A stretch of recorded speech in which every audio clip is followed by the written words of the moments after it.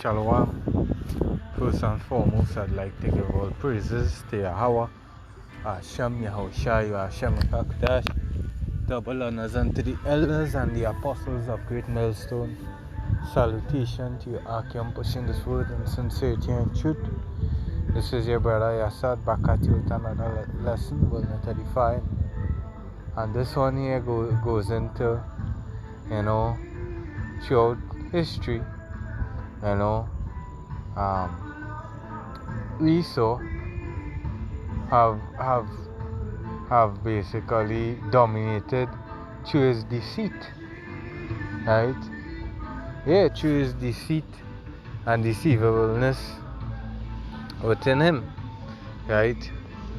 Because that's why he's also known as, that old serpent, which going into, cunning, crafty, Well, the devil, which is like a deceiver, So, let's come here because even in the time Haman was trying to deceive the king, in the time with Mordecai, and what took place. In the end, the Lord put it, that he was hung. He and his family got hanged, right? Another account, which I'll bring the account in Maccabees, concerning when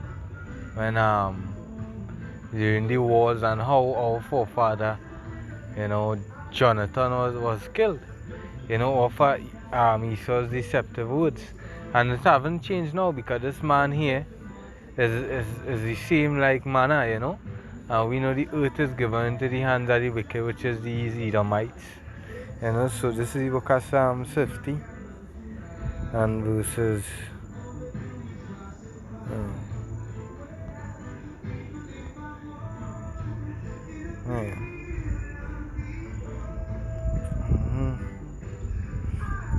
19. It said, "Thou gavest thy mouth to evil, and thy tongue frameth deceit." Right? And let me go to the account in First Maccabees 9.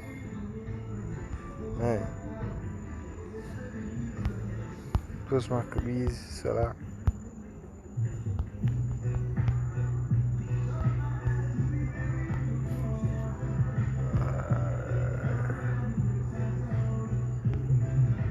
Right. Well, this here was an exact account here with Demetrius, where he was saying, wanted to join in league with Jonathan, which is Mattathias, one of Mattathias' son, as that is the revolt, the war concerning, in the time of the Maccabees, where the Grecian wanted to push down their customs upon them, and Mattathias rose up. He and his son rose up and fight against them, during the Seleucid Empire, right? So, let's see here,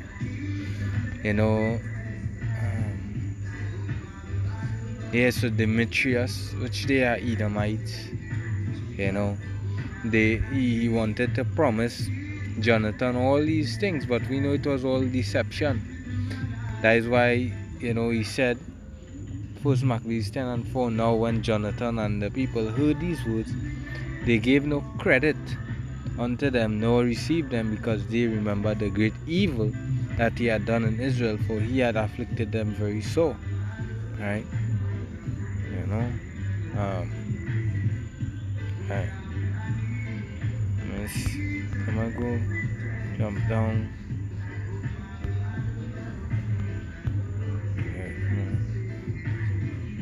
Right.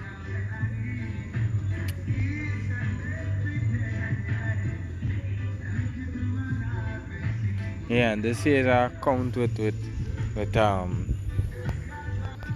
this is a account here with Typhon, and Typhon, he was basically you know under Antiochus, right? Because Jonathan put to flight that Antiochus at that time, and bear with me, right? So the Typhon was of one of Alexander's, one some companion or relation to Alexander, right? And he grew up in great power as well, so the going here, and he was a Edomite, because Alexander as well was a Edomite. Verse 42 says, "And now when Typhon saw Jonathan came with so great a force, he does not stretch his hand against him." Because basically, when we get the part here, verse 39, "Now Typhon went about to get the kingdom of Asia, and to kill Antiochus the king, that he might set the crown upon his own head. Howbeit he was afraid that Jonathan would not suffer him, and he would fight against him. Wherefore he sought a way to take Jonathan." So he devised, a deceitful plan to kill Jonathan, that he might kill him. So he removed and came to Bethshan. Then Jonathan went out to meet him with 40,000 men, 40,000 men chosen for the battle, and came to Bethshan. Now when Typhon saw Jonathan came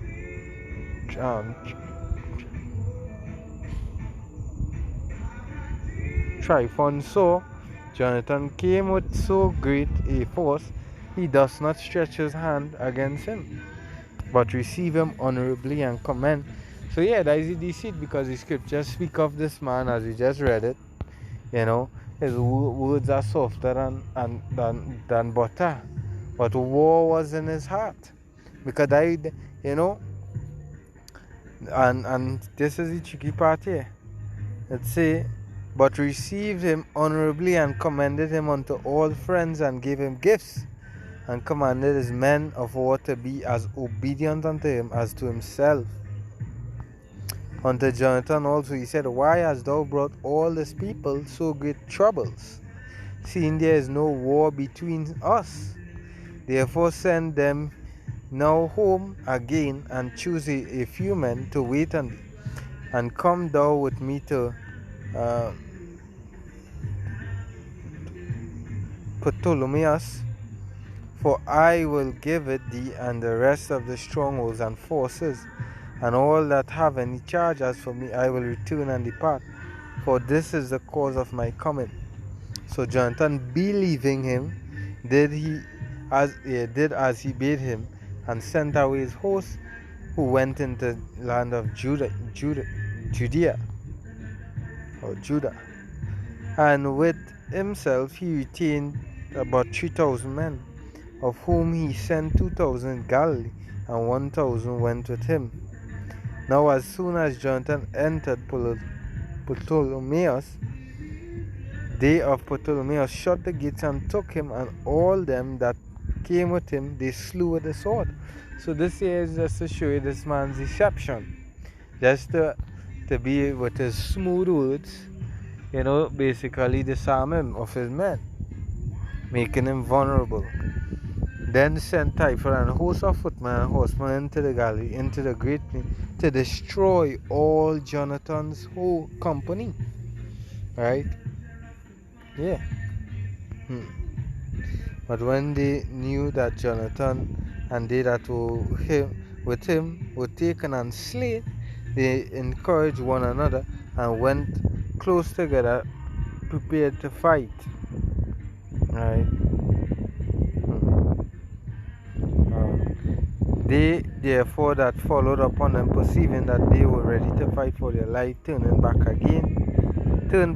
Wherefore they all came into the land of Judea peaceably. And there they bewailed Jonathan and them that were with him, and they were so afraid. Wherefore all Israel, made great lamentation because because of his deception. That's how he was able to conquer Jonathan, right? And up to now, again the scriptures show through the scriptures that is this man's nature, right? Psalm 55 and 20, he had put forth his hands against such as be at peace with him. He had broken his covenant. Yeah, because he's a covenant breaker.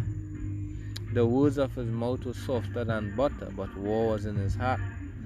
His words were softer than oil, smoother than butter, but war was in his heart. His words were smoother than oil, yet were they drawn swords. Right? Yeah, and same thing, just as these Edomite, these rulers, in Babylon the Great, they win many wars and strongholds through the deception. Look how the Native Americans, 9/11 was even something that they use deception with, on many accounts and events, right? Because that's this man's nature. That's why the scripture says, never trust thine enemy. And in these times here, this man is coming back. Sirach 12 and 10, never trust thine enemy. For like as iron rusted, so is his wickedness. So just so he's gonna come, he's already showing us deception with his blind sight and all these different, operations with Elon Musk and different companies that going into what? That brain chip, right? And soon we know, because we know according to the scripture that is the MOTB, the mark of the beast, right? And they're gonna come again with the deceptions, and fool you and make you fall for their deceptions, because the scriptures say he deceived even and deceived many, right? Ezekiel 28.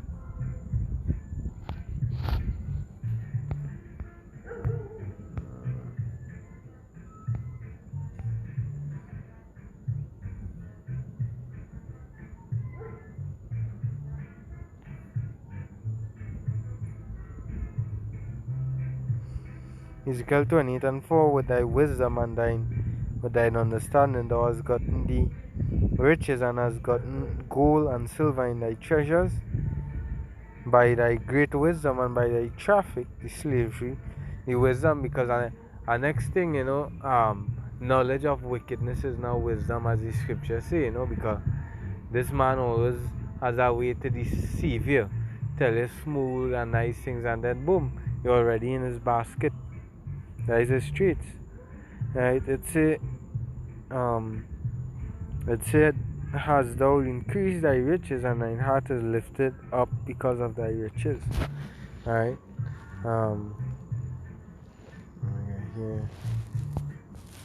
Yeah, just as Jeremiah 13:23 says, can the Ethiopian change his skin, or the leopard his spots? That may ye also do good, then may ye also do good that are accustomed to the evil. Yes, so that is this man's nature. The scriptures say he is the border of wickedness.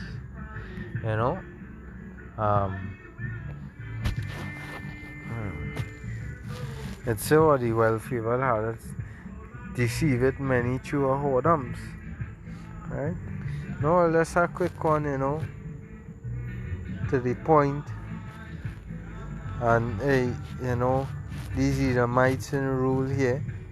Hey, wherever they come with, never trust an enemy, because in the history it shows many account, their deception. Right? All praises to Yahweh Hashem El Shai, Hashem Kakodash, double honors unto the elders and the apostles of Great Millstone. Shalom.